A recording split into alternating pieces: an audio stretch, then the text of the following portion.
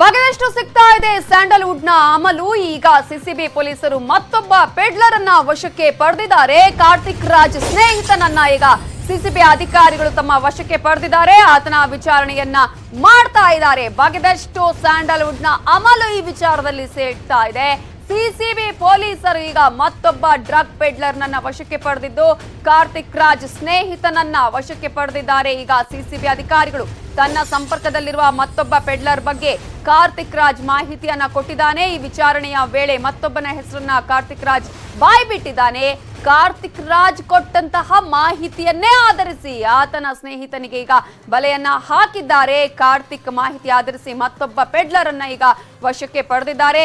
ಕರೆ ತಂದ ಯುವಕನ ವಿಚಾರಣೆಯನ್ನ ಮಾಡ್ತಾ ಇದೆ ಸಿಸಿಬಿ ತಂಡ. ಸ್ಯಾಂಡಲ್ವುಡ್ ಸ್ಟಾರ್ಗಳಿಗೆ ಈಗ ನಡುಕ ಇನ್ನಷ್ಟು ಶುರುವಾಗಿದೆ. ಮತ್ತೊಬ್ಬ ಡ್ರಗ್ ಪೆಡ್ಲರ್ ಈಗ ಸಿಸಿಬಿ ವಶಕ್ಕೆ, ಆತನನ್ನ ವಿಚಾರಣೆ ಮಾಡ್ತಾ ಇದ್ದಾರೆ. ಮಾಹಿತಿಯನ್ನ ಆಧರಿಸಿ ಕಾರ್ತಿಕ್ ರಾಜ್ ಏನ್ ಮಾಹಿತಿ ಕೊಟ್ಟ ಪೆಡ್ಲರ್ನ ಬಗ್ಗೆ, ಆತನ ಫ್ರೆಂಡ್ ನ ಬಗ್ಗೆ, ಈಗ ಆತನನ್ನ ಕೂಡ ಸಿಸಿಬಿ ತಂಡ ವಶಕ್ಕೆ ಪಡೆದಿದೆ. ಆತನ ವಿಚಾರಣೆಯನ್ನ ಕೂಡ ಮಾಡಲಾಗ್ತಾ ಇದೆ. ಒಟ್ಟಾರೆ ಈಗ ಬಗೆದಷ್ಟು ಆಳ ಕಾಣಿಸ್ತಾ ಇದೆ ಈ ಒಂದು ಡ್ರಗ್ಸ್ ಮಾಫಿಯಾ ವಿಚಾರದಲ್ಲಿ. ಈಗಾಗಲೇ ದೃಶ್ಯದಲ್ಲಿ ನೋಡ್ತಾ ಇದ್ದೀರಲ್ಲ, ಆತನನ್ನೇ ಈಗ ಕಾರ್ತಿಕ್ ರಾಜ್ ಫ್ರೆಂಡ್ ಆತನನ್ನೇ ಈಗ ಸಿಸಿಬಿ ಪೊಲೀಸರು ವಶಕ್ಕೆ ಪಡೆದಿದ್ದು ಆತನ ವಿಚಾರಣೆಯನ್ನ ಕೂಡ ಮಾಡ್ತಾ ಇದ್ದಾರೆ. ಒಂದಕ್ಕಿಂತ ಒಂದು ಲಿಂಕ್ ಈಗ ಕಂಟಿನ್ಯೂ ಆಗ್ತಾ ಹೋಗ್ತಾ ಇದೆ.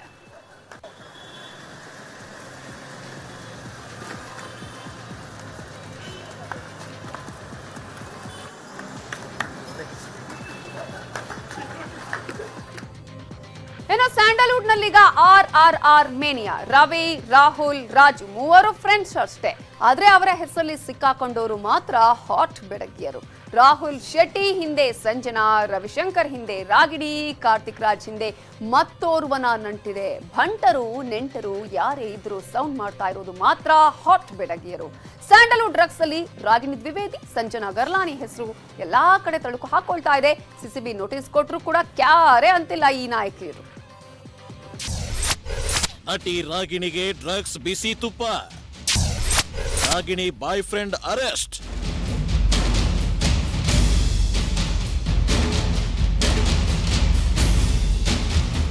ಬಟ್ಟೆ ಹುಡುಗರ ನಿದ್ದೆಗೆಡಿಸಿದ್ದ ನಟಿ ರಾಗಿಣಿ ಕೊರಳಿಗೆ ಸ್ಯಾಂಡಲ್ವುಡ್ ಡ್ರಗ್ಸ್ ಮಾಫಿಯಾದ ಕೊರಳು ಬಿಗಿಯಾಗ್ತಿದೆ. ಡ್ರಗ್ಸ್ ಕೇಸ್ನಲ್ಲಿ ನಟಿ ರಾಗಿಣಿ ಆಪ್ತ ರವಿಶಂಕರ್ ಬಂಧನ ಆಗಿದೆ. ನಿನ್ನೆ ರಾತ್ರಿಯಿಂದ ರವಿಶಂಕರ್ ವಿಚಾರಣೆ ಮಾಡಿದ್ದ ಸಿಸಿಬಿ ಇಂದು ರವಿಶಂಕರ್ನನ್ನ ಬಂಧನ ಮಾಡಿದೆ.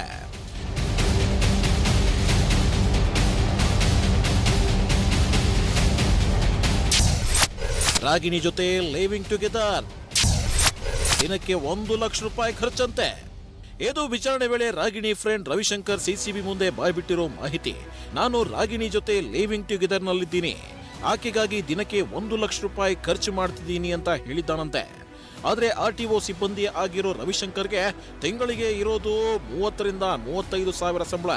ಹೀಗಿರುವಾಗ ಲಕ್ಷಾಂತರ ರೂಪಾಯಿ ಖರ್ಚು ಮಾಡೋಕೆ ಹೇಗ್ ಸಾಧ್ಯ ಅಂತ ತಿಳಿಯೋಕೆ ಸಿಸಿಬಿ ಕಸ್ಟಡಿಗೆ ತೆಗೆದುಕೊಂಡಿದೆ. ಇದೇ ಮಾಹಿತಿ ಆಧಾರದಲ್ಲಿ ರಾಗಿಣಿಯನ್ನ ವಿಚಾರಣೆ ಮಾಡಲು ಸಿಸಿಬಿ ಸಿದ್ಧತೆ ಮಾಡಿಕೊಂಡಿದೆ. ಡ್ರಗ್ಸ್ ವಿಚಾರಣೆಗೆ ರಾಗಿಣಿ ಚಕ್ಕರ್. ನಾಳೆ ಗೈರಾದ್ರೆ ಕಾನೂನು ಕ್ರಮ ಪಕ್ಕ. ಇತ್ತ ಡ್ರಗ್ಸ್ ಕೇಸ್ನಲ್ಲಿ ರಾಗಿಣಿ ಕೊರಳಿಗೆ ಉರುಳು ಬಿಗಿಯಾಗ್ತಿದೆ. ಇಂದು ವಿಚಾರಣೆಗೆ ಹಾಜರಾಗುವಂತೆ ಸಿಸಿಬಿ ನಿನ್ನೆ ರಾಗಿಣಿಗೆ ನೋಟಿಸ್ ಕೊಟ್ಟಿತ್ತು. ನೋಟಿಸ್ ಕೊಟ್ಟರು ರಾಗಿಣಿ ಇಂದು ವಿಚಾರಣೆಗೆ ಬಂದಿರಲಿಲ್ಲ. ಹೀಗಾಗಿ ಯಲಹಂಕದಲ್ಲಿರೋ ಅಪಾರ್ಟ್ಮೆಂಟ್ನ ರಾಗಿಣಿ ಮನೆಗೆ ಬಂದ ಪೊಲೀಸರು ರಾಗಿಣಿ ಮನೆಯಲ್ಲಿ ಇದ್ದಾರಾ ಇಲ್ವಾ ಅಂತ ವಿಚಾರಿಸಿದ್ರು. ಸೊ ಈ ಒಂದು ಮನೆಯ ಬಾಲ್ಕನಿಯಿಂದಾನೇ ಅವರ ತಾಯಿ ನಿಂತ್ಕೊಂಡು ನೋಡ್ತಾ ಇದ್ರು. ಅಲ್ಲಿಂದಾನೇ ಅವರು ಕೆಲಸದವ್ರನ್ನ ಕಳಿಸ್ಬಿಟ್ಟು ಒಂದು ಸಂದೇಶವನ್ನ ಕೊಟ್ಟಿರುವಂಥದ್ದು. ಮನೆಯಲ್ಲೇ ಇದ್ದೀನಿ, ಸಮಯ ಬಂದಾಗ ಒಂದು ರಿಯಾಕ್ಷನ್ ಅನ್ನ ಕೊಡ್ತೀನಿ ಅಂತ. ಟಿವಿ ನೋಡಿ ಅವರು ಏನೇನು ಆಗ್ತಾ ಇದೆ ಬೆಳವಣಿಗೆ ಅನ್ನೋದನ್ನ ತಿಳ್ಕೊಳ್ತಾನೆ ಇರ್ತಾರೆ. ಅದೇನೇ ಇದ್ರೂ ಕೂಡ ಆ ನಿರ್ಧಾರಗಳನ್ನ ತೆಗೆದುಕೊಳ್ಳೋದಕ್ಕೆ ಬಹುಶಃ ಅವರು ಒಂದಷ್ಟು ಸಮಯವನ್ನ ತಗೊಳ್ತಾ ಇದ್ದಾರೇನೋ ಅಂತ ನಮಗೆ ಅನ್ಸುತ್ತೆ. ಸಿಸಿಬಿ ವಿಚಾರಣೆಗೆ ಗೈರಾದ ರಾಗಿಣಿ ನಾನು ಎಲ್ಲೂ ಹೋಗಿಲ್ಲ, ಮನೆಯಲ್ಲೇ ಇದ್ದೀನಿ ಅಂತ ಹೇಳ್ಕೊಂಡ್ರು. ಮನೆಯಲ್ಲೇ ಇದ್ದೀನಿ, ಸಮಯ ಬಂದಾಗ ಮಾತನಾಡ್ತೇನೆ ಅಂತ ಮನೆ ಕೆಲಸದವರ ಮೂಲಕ ಸಂದೇಶ ಕಳಿಸಿದ್ರು.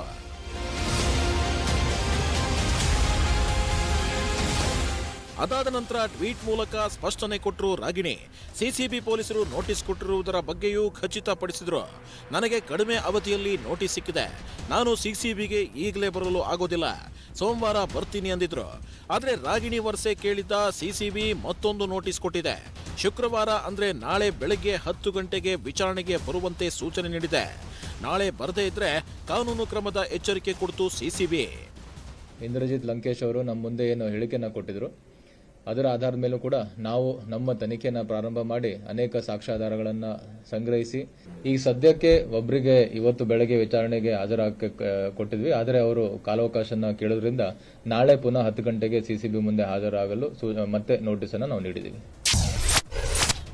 ಕೆಪಿಎಲ್ ಸಂಪರ್ಕದ ನಟಿಯರಿಗೂ ಸಂಕಷ್ಟ. ರಾಗಿಣಿ ಬೆನ್ನಲ್ಲೇ ಸಂಜನಾ ಮೇಲೂ ಶಂಕೆ. ರಾಗಿಣಿಗೆ ಮಾತ್ರವಲ್ಲ, ಕೆಪಿಎಲ್ ಲಿಂಕ್ ಇರೋ ಎಲ್ಲಾ ನಟಿಯರ ಮೇಲೂ ಗುಮಾನಿ ಎದ್ದಿದೆ. ಕೆಪಿಎಲ್ ಲಿಂಕ್ ಬಗ್ಗೆ ಹೇಳಿದ್ರಂತೆ ಇಂದ್ರಜಿತ್ ಲಂಕೇಶ್. ರಾಗಿಣಿ ಆಗುತ್ತಲೇ ಮತ್ತೋರ್ವ ಮಾದಕ ನಟಿಗೂ ಈ ಡ್ರಗ್ಸ್ ದಂಧೆ ಸುತ್ತಕೊಳ್ತು. ಅದುವೇ ಗಂಡ ಹೆಂಡತಿ ಹೀರೋಯಿನ್ ಸಂಜನಾ ಗಲ್ರಾನಿ.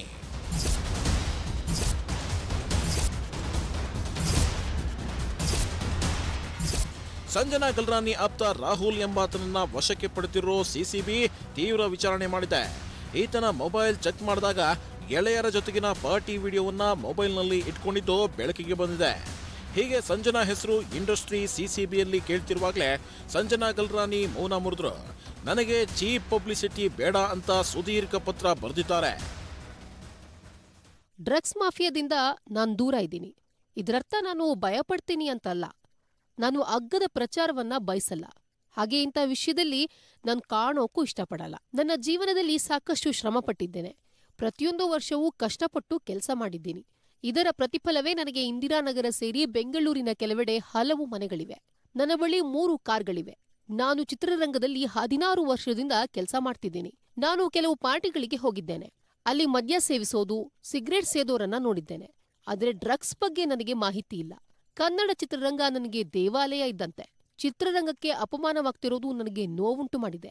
ರಾಹುಲ್ ನನ್ನ ಸಹೋದರ. ಆತ ಒಳ್ಳೆ ಹುಡುಗ. ನನ್ನ ಅಕ್ಕ ಅಂತ ಕರೀತಾನೆ. ಆತ ರಿಯಲ್ ಎಸ್ಟೇಟ್ ಬಿಸ್ನೆಸ್ ಮಾಡ್ತಾನೆ. ಆತ ಪಾರ್ಟಿ ಇಷ್ಟಪಡ್ತಾನೆ. ಆದರೆ ರಾಹುಲ್ಗೂ ಡ್ರಗ್ಸ್ ಮಾಫಿಯಾಗೂ ಯಾವುದೇ ಸಂಬಂಧ ಇಲ್ಲ. ಹೀಗಾಗಿ ಚರ್ಚೆಯನ್ನ ಇಲ್ಲಿಗೆ ಮುಗಿಸೋಕೆ ಕೇಳ್ಕೊಳ್ತೀನಿ. ರಾಗಿಣಿ ಫ್ರೆಂಡ್ ಡ್ರಗ್ ಪೆಡ್ಲರ್ಗೆ ಡ್ರಿಲ್. ಬಿಜೆಪಿ ಕಾರ್ಯಕರ್ತನಿಂದಲೇ ದಂಧೆನಾ? ರಾಗಿಣಿ ಸ್ನೇಹಿತ ರವಿಶಂಕರ್ ಕೊಟ್ಟ ಮಾಹಿತಿ ಮೇರೆಗೆ ಮತ್ತೊಬ್ಬ ಡ್ರಗ್ ಪೆಡ್ಲರ್ ಕಾರ್ತಿಕ್ ರಾಜು ಎಂಬಾತ ಸಿಸಿಬಿ ಖೆಡ್ಡಾಕ್ಕೆ ಬಿದ್ದಿದ್ದಾನೆ.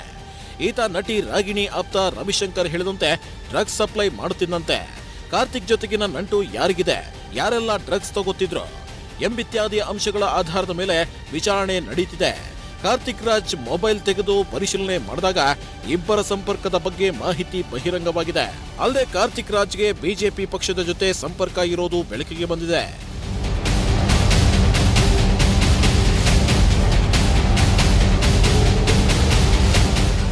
ಈ ಎಲ್ಲ ಬೆಳವಣಿಗೆಗಳ ಮಧ್ಯೆಯೇ ಶರ್ಮಿಳಾ ಮಾಂಡ್ರೆ ಹೆಸರು ತೇಲಿ ಹೋಯಿತು.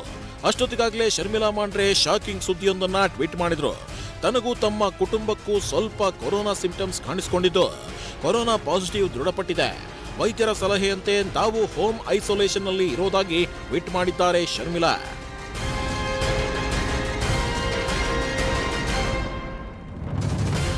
ಇದೆಲ್ಲ ಆಗ್ತಿರೋ ಹೊತ್ತಲ್ಲೇ ಇಂದ್ರಜಿತ್ ಲಂಕೇಶ್ 2ನೇ ಬಾರಿ ವಿಚಾರಣೆ ಎದುರಿಸಿದ್ರು. ವಿಚಾರಣೆಗೆ ಹೋಗುವ ಮುನ್ನ ಅಕ್ಕ ಗೌರಿ ಲಂಕೇಶ್ ಬಗ್ಗೆ ಮಾತನಾಡಿದ್ರು. ಬ್ಯಾಗ್ಗಳಲ್ಲಿ ತಂದ ದಾಖಲೆಗಳನ್ನ ಇಂದ್ರಜಿತ್ ಪೊಲೀಸರಿಗೆ ಕೊಟ್ಟರು. ಐಪ್ಯಾಡ್, ಹಾರ್ಡ್ ಡಿಸ್ಕ್ ಸೇರಿದಂತೆ ಕೆಲ ದಾಖಲೆಗಳನ್ನ ಕೊಟ್ಟಿದ್ದಾರೆ. ವಿಚಾರಣೆ ಮುಗಿಸಿ ಬಂದ ಇಂದ್ರಜಿತ್ ಸ್ಯಾಂಡಲ್ವುಡ್ ಡ್ರಗ್ ಮುಕ್ತವಾಗಬೇಕು, ಕ್ಲೀನ್ ಆಗಬೇಕು ಅಂದ್ರು. ನಮ್ಮ ಅಕ್ಕನು ಕೊನೆಯ ದಿನ ಪತ್ರಿಕೆ ಬರೆದು ಆಫೀಸಿಂದ ಮನೆಗೆ ಹೋಗ್ತಾ ಇರ್ಬೇಕಾದ್ರೆ ಸಾವಾಯ್ತು.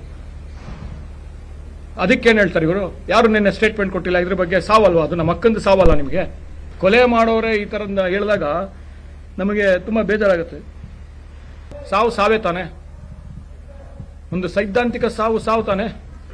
ನನಗೇನಂದ್ರೆ ಕೊನೆಯದಾಗಿ ಸಮಾಜಕ್ಕೆ ಒಂದು ಮೆಸೇಜ್ ಹೋಗ್ಬೇಕು. ಮತ್ತು ನಮ್ಮ ಯುವಕರಿಗೆ ಮತ್ತು ಕಾಲೇಜ್ ಹುಡುಗರಿಗೆ, ಸ್ಕೂಲ್ ಹುಡುಗರಿಗೆ ಇವತ್ತು ಈಸಿ ಆಕ್ಸೆಸಿಬಲ್ ಸಿಗ್ತಾ ಇದೆ ಇದು. ಮತ್ತು ಇಂಡಸ್ಟ್ರಿಗೆ ಯಾರು ಹೊಸಬರು ಬರ್ತಾ ಇದ್ದಾರೋ ಅವ್ರಿಗೆಲ್ಲ ಏನಂದ್ರೆ ಇದು ಮೋಜು ಮಸ್ತಿ ಒಂಥರ ಅದೇ ಆಗಿದೆ. ಗ್ಲಾಮರ್ ಇಂಡಸ್ಟ್ರಿ ಅನ್ಕೊಂಡಿದ್ದಾರೆ. ಇಲ್ಲಿ ಒಂದು ತಪಸ್ಸು, ಇಲ್ಲೊಂದು ಡಿಸಿಪ್ಲಿನ್, ಇವೆಲ್ಲ ಬೇಕಾಗಿದೆ. ಇದಕ್ಕೆಲ್ಲ ಒಂದು ಒಳ್ಳೆ ಮೆಸೇಜ್ ಹೋಗಿದೆ ಇವತ್ತು. ನನಗೇನಂದ್ರೆ ಕೊನೆಯದಾಗಿ ಇಂಡಸ್ಟ್ರಿ ಕ್ಲೀನ್ ಅಪ್ ಆಗಬೇಕು, ಒಳ್ಳೆ ದಾರಿನಲ್ಲಿ ಹೋಗ್ತಾ ಇತ್ತು, ಆ ಥರ ಹೋಗ್ಬೇಕಷ್ಟೇ. ಇಂದ್ರಜಿತ್ ಲಂಕೇಶ್, ರಾಹುಲ್, ರವಿಶಂಕರ್, ಕಾರ್ತಿಕ್ ರಾಜ್ ಕೊಟ್ಟಿರೋ ಸುಳಿವಿನ ಮೇಲೆ ಸಿಸಿಬಿ ಪೊಲೀಸರು ರಾತ್ರಿ ರಾಣಿಯರ ಹುಡುಕಾಟದಲ್ಲಿದ್ದಾರೆ. ನಟ ನಟಿಯರ ಮನೆ, ಶೂಟಿಂಗ್ ಸ್ಪಾಟ್ಗಳಲ್ಲಿ ಸಿಸಿಬಿ ಪೊಲೀಸರು ರೌಂಡ್ಸ್ ಹಾಕ್ತಿದ್ದಾರೆ. ಮೊಬೈಲ್ ಟವರ್ ಲೊಕೇಶನ್ ನಿರಂತರವಾಗಿ ಟ್ರೇಸ್ ಆಗ್ತಿದೆ. ಆ ನಟ ನಟಿಯರ ಸಾಮಾಜಿಕ ಜಾಲತಾಣಗಳ ಮೇಲೂ ಸಿಸಿಬಿ ಕಣ್ಣಿಟ್ಟಿದೆ. Bureau report, news 18 Kannada. Drugs ಜಾಲದ ಬೆನ್ನತ್ತಿರೋ ಪೊಲೀಸರಿಗೆ ಸಿಕ್ತಿರೋ ಮಾರ್ಜಾಲ ನಡಿಗೆಗಳು ಬೆಚ್ಚಿ ಬೀಳಿಸಿವೆ. ಲಂಕಾ ಸಾಮ್ರಾಜ್ಯ, ರಾಜಕಾರಣಿಗಳ ಮಕ್ಕಳು, ರಾತ್ರಿ ರಾಣಿಯರ ನೈಟ್ ಔಟ್, ಹೀಗೆ ಎಲ್ಲವೂ ಬಟಾ ಬಯಲಾಗ್ತಿದೆ. ಹೀಗಾಗಿ ರಾಜ್ಯ ಗೃಹ ಇಲಾಖೆ ಪೊಲೀಸರು ಮೀಟಿಂಗ್ ಮೇಲೆ ಮೀಟಿಂಗ್ ಮಾಡ್ತಿದ್ದಾರೆ. ಹೀಗೆ ಎಲ್ಲವನ್ನ ಮೆಟ್ಟಿ ನಿಂತ್ರೆ ಮುಂದೆ ಯಾರ್ಯಾರ ಹೆಸರು ಹೊರಬರುತ್ತೋ ಅನ್ನುವ ಟೆನ್ಷನ್ ಕೂಡ ಶುರುವಾಗಿದೆ.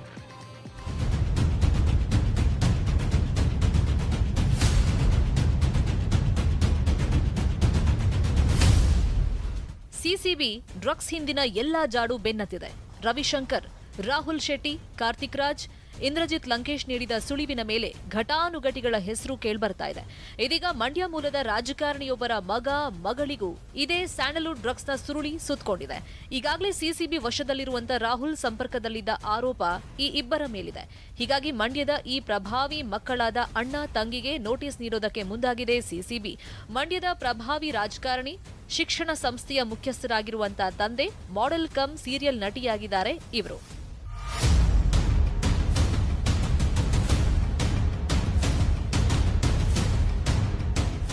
ಈ ಬೆನ್ನಲ್ಲೇ ಸಿಸಿಬಿ ಕಚೇರಿಗೆ ನಗರ ಪೊಲೀಸ್ ಆಯುಕ್ತ ಕಮಲ್ ಪಂತ್ ಬಂದಿದ್ರು. ಸಿಸಿಬಿ ಮುಖ್ಯಸ್ಥ ಸಂದೀಪ್ ಪಾಟೀಲ್ ಜೊತೆ ಆಗಮಿಸಿ ಇಡೀ ತನಿಖೆಯ ಬಗ್ಗೆ ಮಾಹಿತಿ ಸಂಗ್ರಹಿಸಿದ್ರು. ತನಿಖೆ ಯಾವ ಹಂತದಲ್ಲಿದೆ, ಯಾರೆಲ್ಲ ಹೆಸರುಗಳು ಪ್ರಸ್ತಾಪವಾಗಿದೆ, ತನಿಖೆ ವೇಳೆ ಏನೆಲ್ಲ ಮಾಹಿತಿ ಹೊರ ಬಂದಿದೆ ಅನ್ನೋದ್ರ ಡೀಟೇಲ್ಸ್ ಪಡ್ಕೊಂಡ್ರು.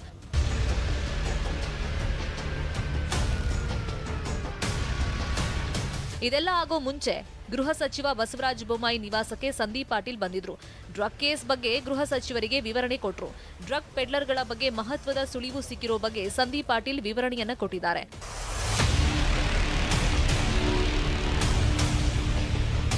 ಸ್ಯಾಂಡಲ್ವುಡ್ನಲ್ಲಿ ಡ್ರಗ್ಸ್ ಮಾಫಿಯಾ 2018ರಿಂದಲೇ ಇದೆ ಅನ್ನೋದು ಪೊಲೀಸರ ವಾದ. 2018ರ ನವೆಂಬರ್ 3ರಂದು 1.5 kg ಕೊಕೇನ್ ಸೀಸ್ ಮಾಡಲಾಗಿತ್ತು. ಆಗ 3ರನ್ನ ಬಂಧಿಸಿತ್ತು ಅಲೋಕ್ ಕುಮಾರ್ ಟೀಮ್.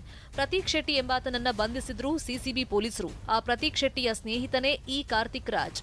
ನೈಜೀರಿಯಾ ಪ್ರಜೆಗಳ ಜೊತೆಗೆ ಪ್ರತೀಕ್ ಶೆಟ್ಟಿ ಅರೆಸ್ಟ್ ಆಗಿದ್ದ. ನೋಡಿ, ಇದು ಪ್ರತೀಕ್ ಶೆಟ್ಟಿದು ಯಾವಾಗ ಅರೆಸ್ಟ್ ಆಯಿತು, ನಮಗೆ 1-2 ಹೆಸರು ಅಲ್ಲಿ ಸ್ವಲ್ಪ ಡೌಟ್ ಇದು ಬರ್ತಾ ಇತ್ತು. ಆದರೆ ನಾವು ವಿದೌಟ್ ಎವಿಡೆನ್ಸ್ ನಾವು ಏನು ಮಾತಾಡೋದು ಏನು ಮಾಡೋದು ನಾವು ಸರಿ ಆಗಲ್ಲ. ನಾವು ರೆಡ್ ಹ್ಯಾಂಡೆಡ್ ನಾವು ಹಿಡಿಯೋನ ಆರ್ತಿ ನಾವು ಇದು ಮಾಡಿದ್ವಿ. ಸೊ ನಾವು ಊಹಾಪೋಹ ಮೇಲೆ ನಾವು ಹೇಳೋದು ಅದು ಊಹಾಪೋಹ ಮೇಲೆ ನಾವು ಪೊಲೀಸ್ ಅಧಿಕಾರಿಯಾಗಿ ಹೇಳೋದು ಸರಿ ಇರೋದಿಲ್ಲ.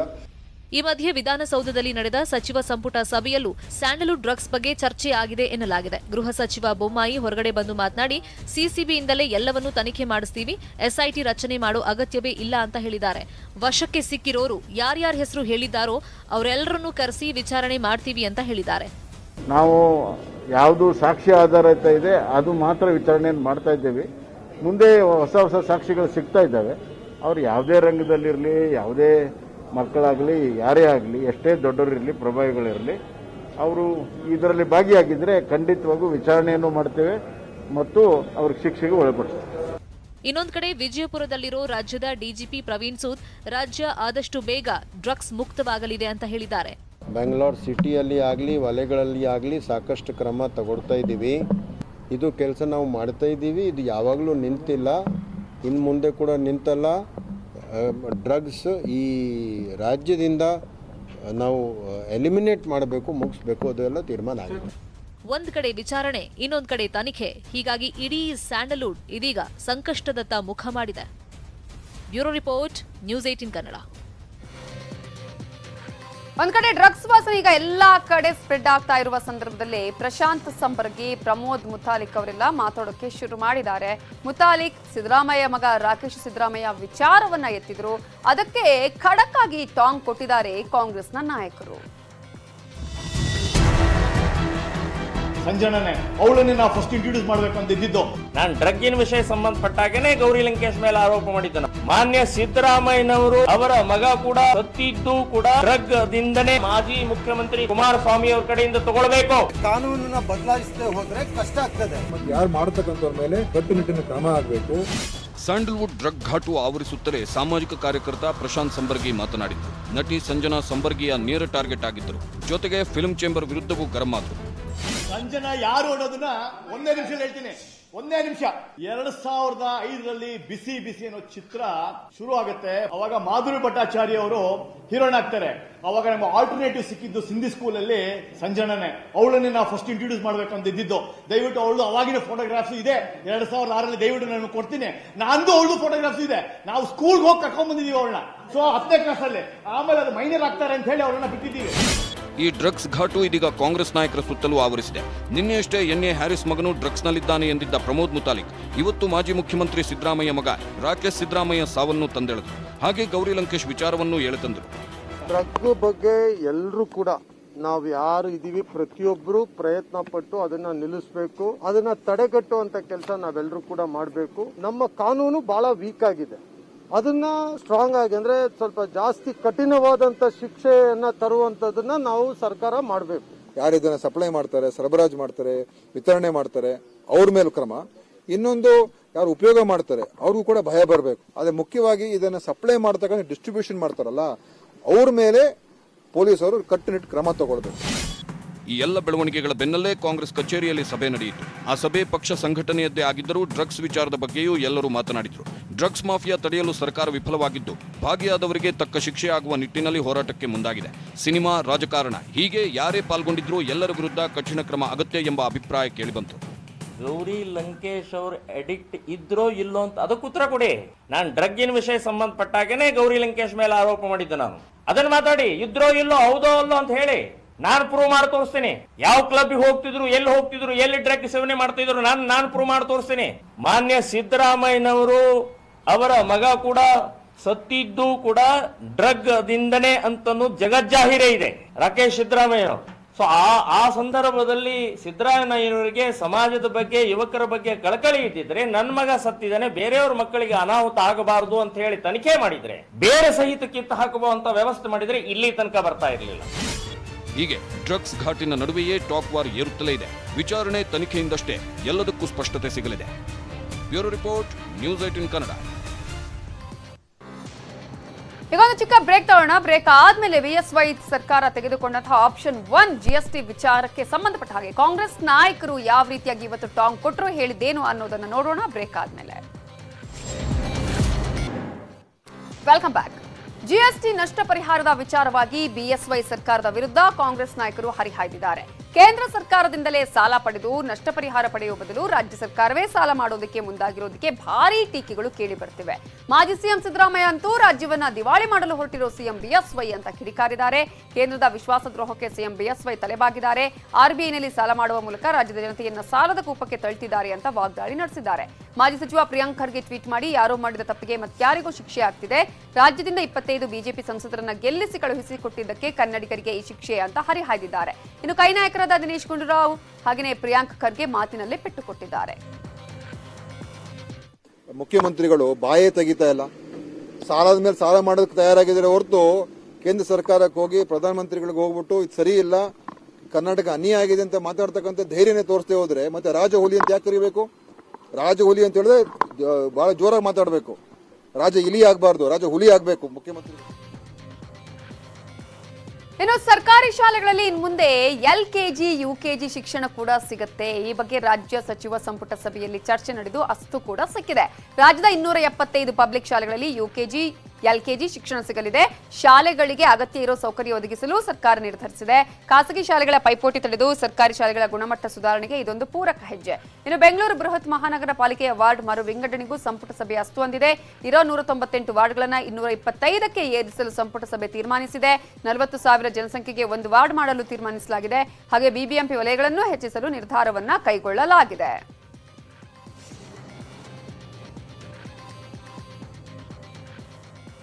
ಕೊರೋನಾದಿಂದಾಗಿ ಮುಂದೂಡಿಕೆಯಾಗಿರುವ ಗ್ರಾಮ ಪಂಚಾಯಿತಿ ಚುನಾವಣೆಗೆ ಚುನಾವಣಾ ಆಯೋಗ ಮಾರ್ಗಸೂಚಿ ಹೊರಡಿಸಿದೆ. ಚುನಾವಣೆಯಲ್ಲಿ ನಿರತರಾದವರು ಮಾಸ್ಕ್ ಧರಿಸಬೇಕು, ವಿಶಾಲವಾದ ಕೊಠಡಿಗಳಲ್ಲಿ ಚುನಾವಣೆ ಮಾಡಬೇಕು, ಕೊಠಡಿ ಪ್ರವೇಶಕ್ಕೆ ಮುನ್ನ ಕೈ ಸ್ಯಾನಿಟೈಸ್ ಮಾಡ್ಕೋಬೇಕು, ಥರ್ಮಲ್ ಸ್ಕ್ರೀನಿಂಗ್, ಸಾಮಾಜಿಕ ಅಂತರ ಕಡ್ಡಾಯ. ಹಾಗೆ ಚುನಾವಣಾ ಸಾಮಗ್ರಿ ದಾಸ್ತಾನು ಮಾಡಿದ ಕೊಠಡಿ ಸ್ಯಾನಿಟೈಸ್ ಮಾಡಿರೋದು, ಗೊತ್ತುಪಡಿಸಿದ ಸಿಬ್ಬಂದಿಗೆ ಮಾತ್ರ ಕೊಠಡಿ ಪ್ರವೇಶಕ್ಕೆ ಅವಕಾಶ ನೀಡೋದು ಕಡ್ಡಾಯ. ಇನ್ನು ನಾಮಪತ್ರ ಸ್ವೀಕರಿಸುವ ಸಂದರ್ಭದಲ್ಲಿ ಚುನಾವಣಾಧಿಕಾರಿ ಸಾಮಾಜಿಕ ಅಂತರ ಕಾಯ್ದುಕೊಳ್ಳಬೇಕು, ಸ್ಯಾನಿಟೈಸ್ ಮಾಡಿಕೊಳ್ಳೋದು, ಕೈಗೆ ಗ್ಲೌಸ್ ಹಾಕಿಕೊಂಡು ವಿಶಾಲವಾದ ಕೊಠಡಿಯಲ್ಲಿ ನಾಮಪತ್ರ ಸ್ವೀಕರಿಸಬೇಕು ಅನ್ನುವ ಎಲ್ಲಾ ಮಾರ್ಗಸೂಚಿಯನ್ನ ಪ್ರಕಟಿಸಿದೆ.